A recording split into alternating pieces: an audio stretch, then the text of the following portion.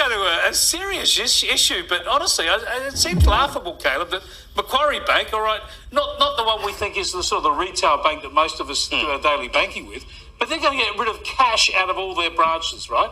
Now, this is not that important for Macquarie, but the other banks are going that way too. I know some of the other major banks at some of their branches are having no cash. You go to the bank to withdraw some of your money and they won't have it. It's just ridiculous. I mean, remember when Slim Dusty sang there was nothing so lonesome, morbid or drear than to stand in the bar of a pub with no beer, because you can't imagine a pub without beer. Can you imagine a bank without cash? Well, they exist already. That's sort of how it's meant to work, isn't it? But it's this slow push that we remove cash from society, which means all your transactions will be electronic, which means the bank can track you, the government can track you. When you go to get a mortgage, they know whether you've been on the punt on the weekend, they know whether you've been spending too much money at the pub. It's this surveillance that they want us all to buy into. The only way to get around it is to keep using cash. We have to keep using cash. You need to keep some cash so you can bribe someone at the bank to give you the cash. It is ridiculous, Oliver. Soon we'll have butchers with no meat. Don't give the vegans any more ideas because we're going down that path. But you're right, it is nuts. And once one bank does it, then all the other banks look at that situation and think they can do it as well. As Caleb so correctly just said there, this is, to create that paper trail there that, everyone has to set up other sort of accounts, maybe with gambling companies and the like, so you can have a little bit of flash money on the side. Yeah, unbelievable. We'll have cash money dealers getting around the country trying to give you some cash on the sly.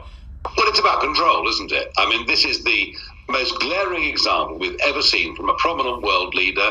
Von der Leyen is the president of the European Commission, 450 million people living within that union. Oh, and by the way, she's unelected, she's appointed, and here she is brazenly saying we need a digital ID card or app on our phones. Now, bear in mind, France and Germany are trialling this already. The European Union, she wants this to be enforced by the early 2030s and, may I add, backed up by a central bank digital currency, living in a cashless society, and now she wants the whole thing to go global. Can you imagine? On this ID card will be not just your date of birth, your gender, your eye colour, your height, your approximate weight. There will be your vaccine status, your financial status, and goodness knows what else will be on that card. Can you imagine this data falling into the hands of bad actors? And if you think about it, I speak as somebody who's recently been debanked as a result of his political opinions, and this is happening in America too, as you well know, to lots of people. If we're not careful, we head towards a Chinese-style social credit system where unless you go along with the views of the day, you become a non-person. I cannot think of a more dangerous initiative than this.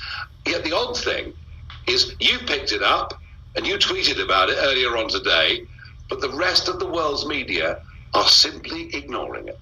Well, and I think, Nigel, look, you and I have been talking about this issue since the old days, seems like 5 or 6 years ago, when they were moving toward more global government standards. And it's always called the, international norms, and the international community has rules-based international order. But one thing we know is that China will never abide by any rules-based international order that in any way would compromise their own ability to control their own destiny and their own people. So the elites in China would never, just like the elites here, they would never be susceptible to any of the controls for the rest of the people. They always float above the controls. Yeah, I mean, look, for all his faults, President Xi believes in China and believes in the Chinese people. And the same goes for India and many other great countries in the world. The problem we've got is we have to ask a question whether our leaders actually believe in our nation, because they're prepared to surrender sovereignty to the World Health Organization, the United Nations, the EU, and goodness knows what comes after that. And the truth of it is, the world will be a better, more prosperous, peaceful place if democratic nation states cooperate and trade together, not give away their powers to unelected bureaucrats. And that was the Brexit message all those years ago. I now think what our little island did becomes a stronger message for the world, and in particular, after what von der Leyen said. We simply have to say, no, we believe in liberty, we believe in freedom, we believe in the nation state.